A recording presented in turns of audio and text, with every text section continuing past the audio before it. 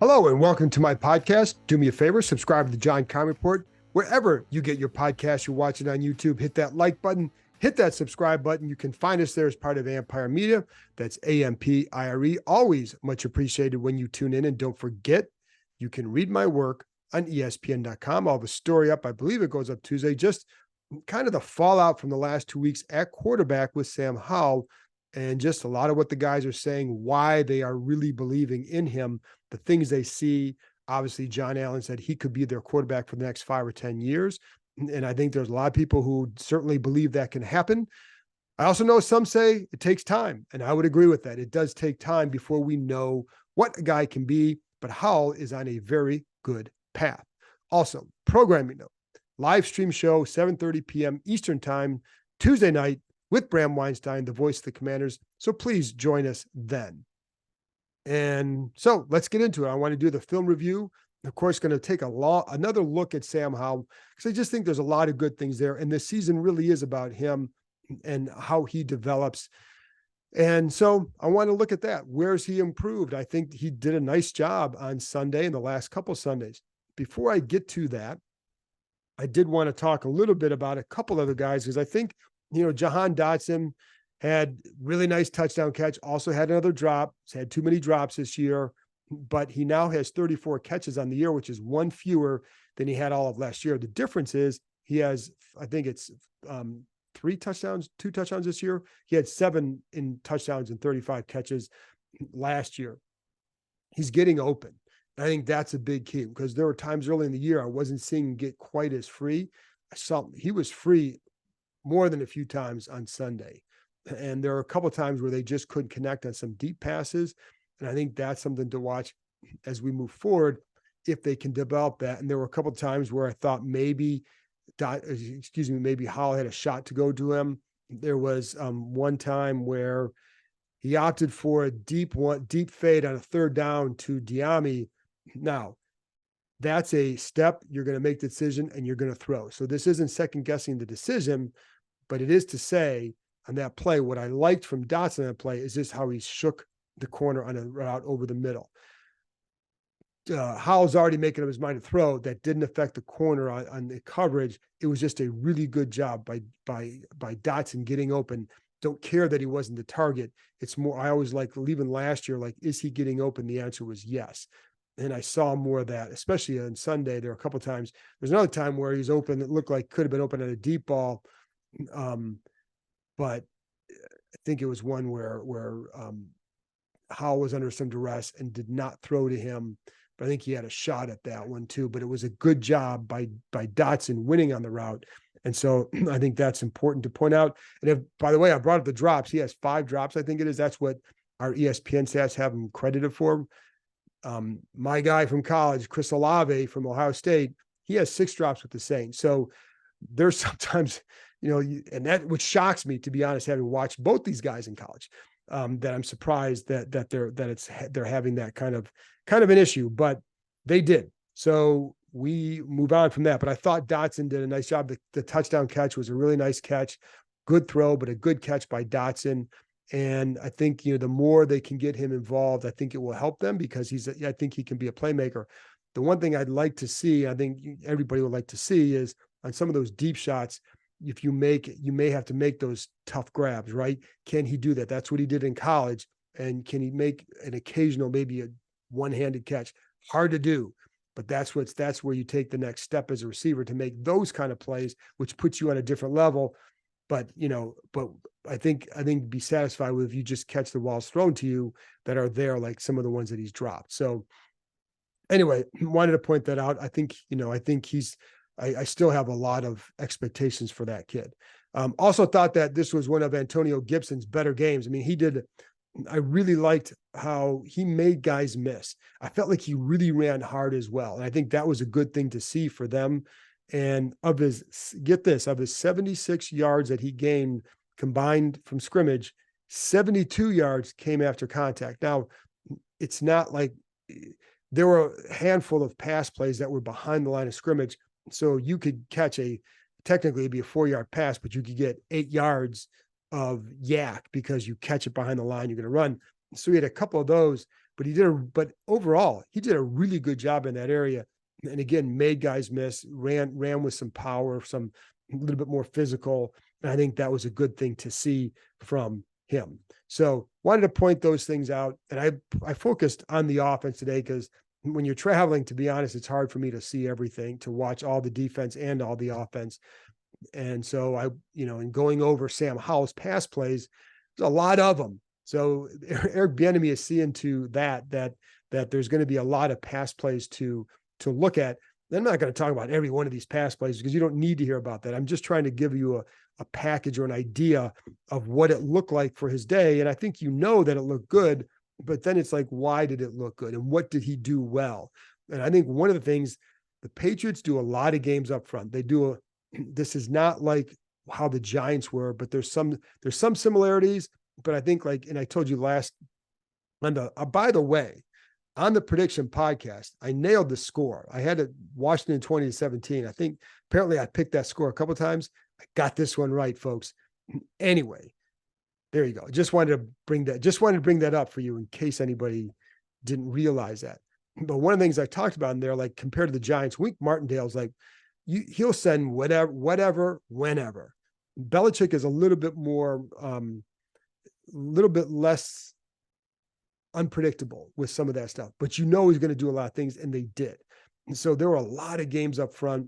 There were times where they're rushing 3 and dropping 8, and they did that a handful of times. And sometimes you're showing four rushers. One guy will take 3 steps up, and then he's dropping off into coverage, trying to hope to get a gap. And so I think they do a lot up front. Now that affects the protection. I think in the back end, I think Howell did a good job getting that. And I think the protection was pretty good up front. But what it did do is it led to some pressures that Howell did not take sacks on. And I think that's one of the good things. Like the way they were doing the games up front, the Giants killed them with games up front, and they handled a lot better. Tyler Larson is a big part of that, the protection calls. And this is something that Ron Rivera talked about on Monday, but it's clear. He's about 30 pounds heavier than Nick Gates. He's stouter. And it makes you wonder why they went the direction they did, to be honest.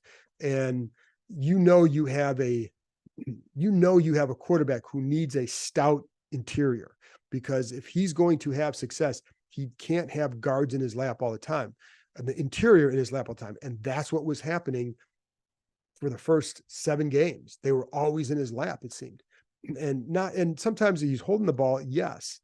Sometimes you're holding the ball and your guy's still in your lap, or you're not holding the ball and the guy's in your lap. I mean, so they have to be stout inside. So why they didn't build a stronger interior is really surprising to me. And, whether it was through free agency or the draft, whatever, I think you needed to build a stronger interior. And there's a lot to like about Nick Gates. I think he's a good leader, good guy to have on here. But I just think for what you needed a strong, and that's what Larson gives you. So that's been a big help. Chris Paul has some strength too, but I think Larson's been the key to all this and getting some better protection and handling those kind of stunts, protection calls. But they did surprise them sometimes, because they would send a blitzer plus a stunt. And, sometimes you're sending a guy off the edge, but the stunts would be a lot of times you might take 2 steps up and cut inside. They're taking 3 steps up and cutting inside. So there were some delayed games, hoping they could get Howell to hesitate with some of the coverage looks and then get home with some of these pressures. And they were getting there close, but he did a good job of getting rid of the ball. And I think that's something that he needs to deserves credit for. And it wasn't just because he felt more comfortable behind the line. I do think that helped, but I also think he just did a good job of getting rid of the ball. And, I think between he and Larson, I think they did a good job of handling a lot of those pressures. And there were some good pockets in there as well. So I think that was a good sign for them to see. I think Howell saved a few sacks because of this, because of how quick he got rid of the ball, and because he recognized where some of the pressure was coming from. And then he was able to again, avoid danger, and it paid off a number of times. Listen, one of the things that you look at when you look at how do sacks impact drives, those are killers. I think it's for the ESPN stats, I think it's something around 1.8 points the expected per drive, right? The average 1.8 points per drive. if you get a sack on a drive, it goes down to like almost in half. That's how much they affect the game. It's not just about the pounding you take. And again, this isn't to blame anyone. It's just the high number of sacks impacts you in a highly negative way. Now, so that's why the last couple of weeks having only 4 has been a big deal, because they've been more successful. I know only 20 points Sunday, but they've been more. They did a really good job moving the ball, and so I think that was partly because you avoided all the sacks. I mean, it's logic, man. So it's not that hard. In the first quarter, there was one play, I think in the first quarter, where he gets the ball out in 1.76 seconds. There's a corner blitz. And if you don't get it out that fast, he gets it to McLaurin for 7 yards. You don't get it out that fast, it's a sack. That's recognition, right? The play to Byron Pringle, if you remember that one, it's a 3rd down and 7, right? And they showed, so what the Patriots did, they showed 2 D linemen, 4 guys were standing up. So you basically have a look of like 6 guys there. One of the guys drops, but there's a corner blitz. So you're rushing 6, and they get Howell is being chased down the right side. And you're thinking, oh my God, this is a disaster. So he goes back, I don't know, it's 10, 15 yards, whatever it is, throws it gets to a past the right hash, has to throw back to the other side, to almost the other hash where Byron Pringle goes. I don't know how he saw all of this and how he had the presence of mind to be able to do that. But he did. And it saved a disastrous. Not only did it save a sack, my God, you gained 26 yards. So that was, and he's across his body. So I put the pictures up there of just the screenshots for you guys to see. But it was an incredible play. And that happened all day with him. The plays he made with his legs and his eyes. My God, it wasn't just keeping your eyes downfield when you're going, it's just using them throughout the game for different things that I'm going to tell you about in a minute. There's one play that I really liked that was just a subtle thing, but it was a good thing. Another time they blitz the edge, he gets it out quick to Jahan Dotson to the side of the blitz, 1.71 seconds. He gets hit as he throws. If you're not reacting that quickly, it's a sack. And that's a loss of a down. And not just it's a loss, probably a lost drive at that point. So unless he gets another one of those crazy 24-yard runs. And so there's another, so it's just the ability to avoid danger. And there's another one, and this is an important one because, and I'll tell you why in a minute. So it's first down at the 12-yard line, at the Patriots 12-yard line. The Patriots rush 5, linebacker blitzes through the B gap to on the offense's right side. And Antonio Gibson does a nice job coming over to pick them up enough. But because the pressure up there, and I think, so I'm watching this play. Did he have to leave the pocket here? And I kind of think he knew he had to be able to get the throwing lane that he needed here. Now you have Logan Thomas breaking open kind of over the middle, so maybe you hang, but Jabril Peppers would have been coming down and has a shot at either breaking the ball up or certainly stopping him for a very short gain. So to me, the way I saw this play is that Howell recognizes that he's got to create a lane for himself because he's going to the outside, and that's where he goes. And so just like just a small sprint to his right and creates a better throwing lane for himself. And he connects for, I think it was 3 yards to the outside. I think it was Dotson for 3 yards. So he avoids a really bad play and maybe just a negative, maybe a batted down pass. So now it's 2nd and 7 from the 9-yard line. And the next play, Brian Robinson scores a touchdown. So keeping away from the danger. And again, I think even if he had hung in the pocket, he probably could have just gone to Paulson. I always say that, Logan Paulson. It's not Logan Paulson. Shout out Logan. Logan Thomas could have gone over the middle to him, but I'm not sure what results from that. So even on 2nd 10 from the 12, if it's a bad pass, are you running the ball in the next play? Maybe not. So, but I know they ran on 2nd and 7 and they scored a touchdown, well-blocked play. But again, save yourself the danger, and then you can keep drives alive. And I think there were times he's thrown the ball away. There's times he was, he did a couple of that too. So, again, avoided sack. There's a 6-yard pass to Antonio Gibson. Charles Leno gets moved back, and next play he avoids another sack.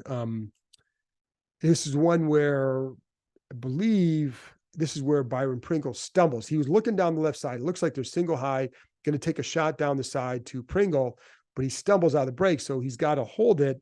And it holds it. It's like 2.71 seconds. And but he moves to his left because there's nothing else available. Pringle's actually open, but there's a guy that's kind of in Howell's vision, throws it over and out of bounds. But again, he avoids danger in what could have been a tough situation because he was getting rid of the ball a little bit better. And listen, it wasn't like the line did a pretty good job, man. And so you have to give them a lot of credit. There were times he's holding the ball for 3.4 seconds and he's untouched and the pocket looks really good. And on the touchdown, and on the touchdown pass to Jahan Dotson, that's kind of that's exactly what that was. It was a really good pocket. There were a couple of times he throws a sidearm ball to avoid kind of getting bad down. He has the ability to change the arm angle, which also helps, be able to throw around guys rather than always over the top of them. So just a lot of good things to like. I liked how, again, the eyes were really good. And that's one thing you always worry about when guys get sacked a lot is, do they start looking at the rush a lot more? This kid doesn't do that. When Griffin was a rookie, one of the things that I remember the coaches talking about for the next year was keeping the play alive. They worked a lot of that in training camp in 15. Now, clearly he was not a part of that because he's still recovering from the knee injury, but it was a point of emphasis with them. And you would see him working on that on the side field with it, but it wasn't as instinctive for Robert to do that. But part of the problem was, as a rookie, he would a lot of times behind the line of scrimmage, 10 yards deep, tuck it, and you decide to run. And there were a couple of times earlier this year that Howell did that. He's gotten out of that. I think, against Philly, there was one time he just took off with his eyes because it's 3rd and 4 in the red zone. It's tight. You've got to go get it. That's perfect. But other times now he's keeping his eyes down the field all the time. And I think that's a really, really good thing. And it resulted in big plays time and again on Sunday. There was one of my favorite plays. It's just a little play. And it's, I don't even know, like they may say, oh, it's just a basic play. But again, use of eyes. So there's one where if you remember the seam pass, kind of like a seam pass to the left to De'Ami Brown for 19 yards. Well, on the play, say Howell takes the snap, it takes like 2 steps. His feet are in the direction where he's going to throw the ball, basically. But he takes his eyes over to his right. What that does is that the linebacker who would have been in the gap to defend the Brown pass sells it. He buys the fake. And you see him, and I'm putting up pictures for you who watch it on YouTube. You see the linebacker just turn and start going to his left, and Howell quickly turns back and throws a strike to De'Ami Brown for 19 yards. Clears the gap with the eyes. Just a really good job. And it was subtle. It was, it doesn't have to be this long, exaggerated look. It's a look over here. The guy's spying it. Now you're going back. And that's what he did. So, there was another time, again, keeping the eyes downfield and not just looking at the rush. If you remember the 3rd and 8, the sail route to McLaurin, where he comes inside, jukes, turns inside and cuts back out. 3rd and 8, it was linebacker stunted to the middle. So there's pressure. So he gets hit as he throws the ball, but completes like 20, I think it was 24-yard pass to McLaurin. I'm getting some of these numbers wrong, I think. So I apologize for that. But the bottom line is it was a longer gain. I think it was 24, but it's more so about what Howell is doing and just the strike he threw on this play. And, it was impressive because he's getting hit as he throws. And next play, it's about accuracy. On the next play, this is the one where he throws a little bit behind McLaurin, but he does that because what I told you at the linebacker on the last one, he can't do it on this one. This is a boom, boom throw, bang, bang throw. And he puts it to a little bit to McLaurin's right, just a little bit behind him, because if he doesn't, the linebacker has a chance to deflect it. But then McLaurin takes it for a 36-yard game. So 2 back-to-back big plays because of the eyes down the field and just without worrying about the hit. And because of just, to me, that was accuracy. That's where he wanted to, I'm going to guess strongly that that's where he wanted to throw it, because otherwise the linebacker has a shot at that. The accuracy to Dotson on the touchdown was off the charts. Just a really good job. Again, that one was a really clean pocket. And I think that's where the line, deserves credit regardless, but that was a really good job by that group on that play. And so I think that was a good thing for them. And Howell makes a good throw, throwing it to kind of leading them back across the middle. Because if you see McLaurin's on the other side, they're beating guys. And Ron Rivera said that, there was some of it was with the coverage and where maybe they got funneled on the play, like McLaurin, because they're kind of he brought his guy over there. But Dotson runs it right. And so, but what Howell does well is he also leads them to an open area. And that was a good thing. It kept out of danger. McLaurin's guy almost gets there, but he doesn't. Just to drop the dime in there, and Dotson makes the good play. Obviously, there are some misses and there's some bad plays. And we talked about the interception yesterday. I still don't know what the hell he was looking at. And I'm going to guess that he doesn't either, because when I was watching the press box, the way it looked like he just kind of laissez-faire that throw. And I'm thinking, okay, he's throwing out of bounds. Like, then you watch, like he's throwing it back in the end zone. I don't know why. And I don't think he does either. And so I think that's one where, like, what are you going to learn? Just see what you see. I mean, there are 4 guys there. I thought there were 5, but the fifth one came in the late. So there's 4 guys in that area and 2 receivers. The math doesn't add up, man. So, but again, like, I think I told you my exchange yesterday where after the game, I said to him, like, because that came 5 plays after that 24-yard run in 3rd and 23. So I said to him something about like doing his inner Lamar Jackson. He's like, yeah. And I followed it up with the worst play of my career. I was like, yeah, you did, but at least you did it in a win, and you came back in the second half and you came out strong. And that's the other thing. They always talk about the demeanor with him and the ability to ignore mistakes. First drive, the second half, he comes out, boom, boom, boom. And they go down and get some points. So that was obviously a very good thing for them, but that's how he's been. And that's why they are sold on him, because they see that kind of demeanor. There was one, if you remember, the deep pass to Terry McLaurin, where, listen, Jabril Peppers could have been called for pass interference on that one. I think we know that. However, it could have been pass interference. It should have been a touchdown, because he's a little bit late on that one. Looks like he took an extra hitch on the throw. So it's one of those things, like, trust what you see. I think, that's McLaurin was going to be there. I mean, that play was there, and I'm not sure quite why. And this is one of the things I'd like to ask, like, what did you see? Because sometimes when you're watching all 22, you can look at their vision, but you don't really feel what they're feeling, right? You can see what's going on. What I do know is you took the extra hitch, and that's my thing is, why did you do that? And that's usually one of those things you can talk to these guys in the locker room about that. It's a lot easier to do that after they win, because then it's like, okay, you won. And, so while you can learn from that in a win, and that's a good thing. But that's something I would ask him, like, why did you take that extra hitch? Because it was there. And so, it happens. There was the other one to John Bates under duress where he's wide open in the end zone, just a good move by Bates, gets by, I think it was a safety, to the middle of the field. Howell's under duress. He gets hit as he throws. Thing is, like, on this game, he had a handful of plays where he's getting hit and he makes a beautiful throw to Pringle, to McLaurin. I mean, just a few times. Sometimes you're not going to do it all the time, man. And on this one, he's just a little bit long. Or no, not a little bit, about 5-10 yards long. But it happens. But it was a good job by Bates getting open. So listen, I think people should be very encouraged by what they've seen.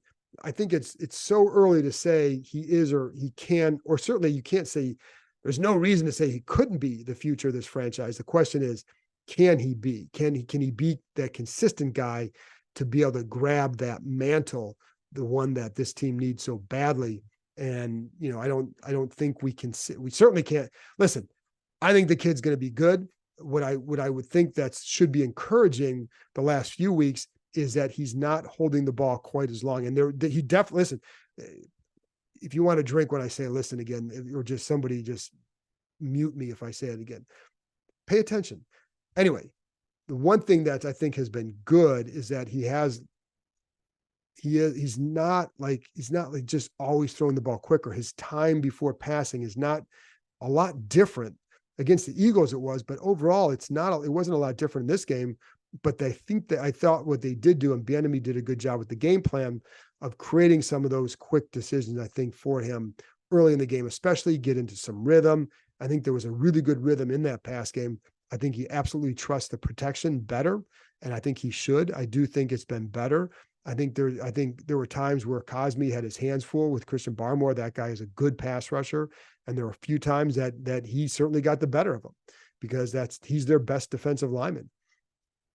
But usually there's been a good pocket, and I think that's a big help to Howell. And this is what earlier in the year, that's my thought. My comments always were about, can you give him, not always, but a lot of it was, if you have a quarterback who's going to hold the ball, can you give him that extra 2 or 3 tenths of a second that they would need to then complete a possible big play?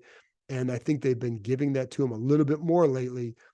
And I think what he's done well is maybe get some quicker reads and quicker recognitions to make those quicker reads to help himself. And that's what he's been doing. So the pressure rate has gone down a little bit for him. The sack to pressure rate has gone down. So just know that it was pretty high before the last 2 games. It's a lot more normal.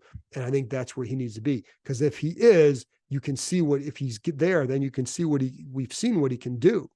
And, yes, he has to be consistent. He has to do it more. It's only been 10 games as a starter. But I think what you want to see is, can you build on this? The answer is absolutely yes. The question is always will be, to what level? And I don't think we'll know that until for a little bit, because you still have to surround him with a better situation. I mean, you give him the Eagles line, I think he's just, I think he's a much different, he's a really good quarterback and I think he's a good quarterback now, but you could give him that kind of protection.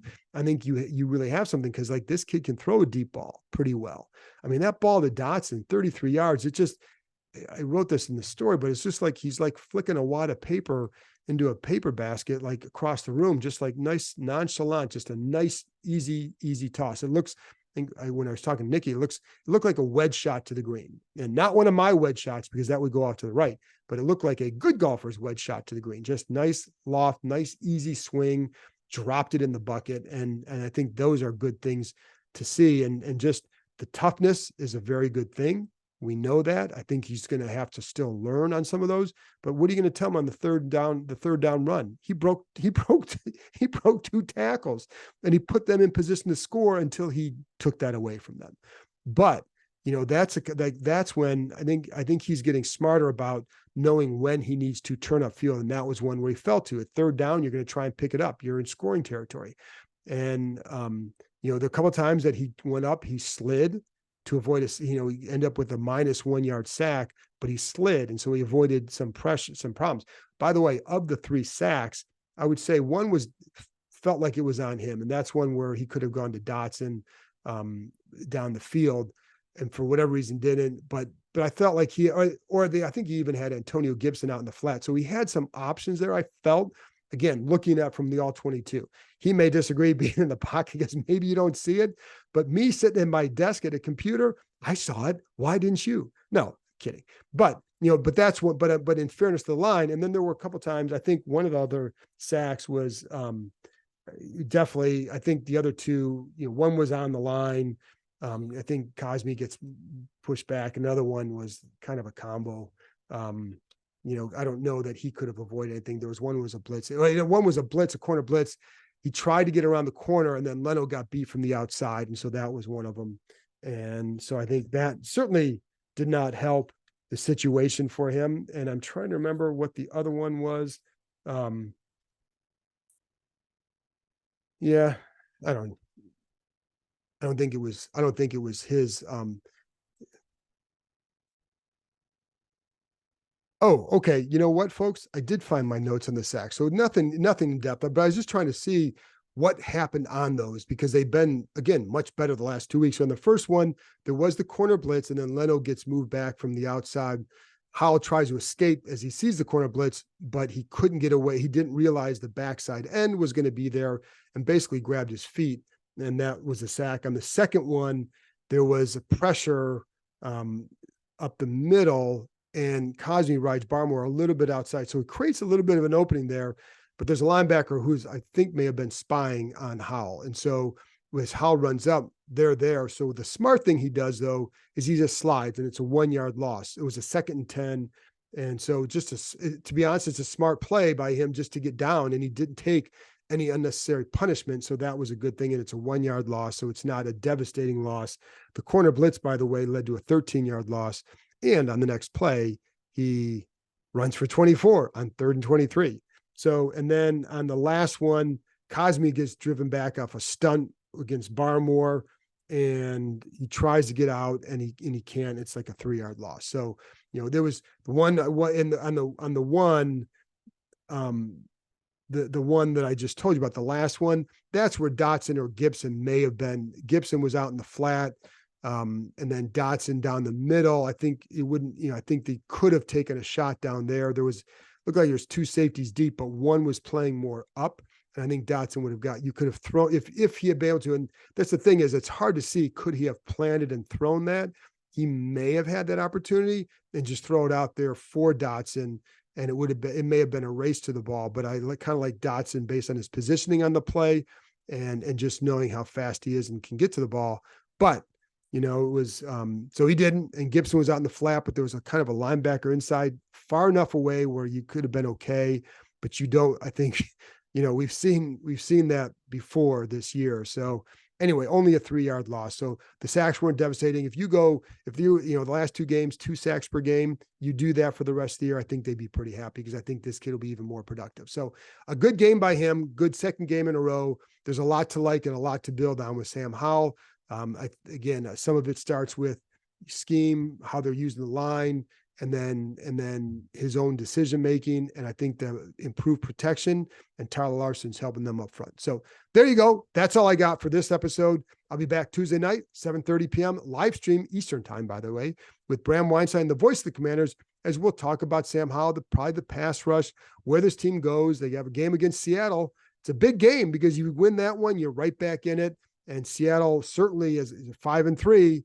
However, they've had they coming off a really bad loss, which could be good or bad. It could mean that maybe they're not that good. It also could mean that they'll be a little bit pissed off and want to play better at home, where they do usually pretty well. Anyways, regardless, talk to you next time.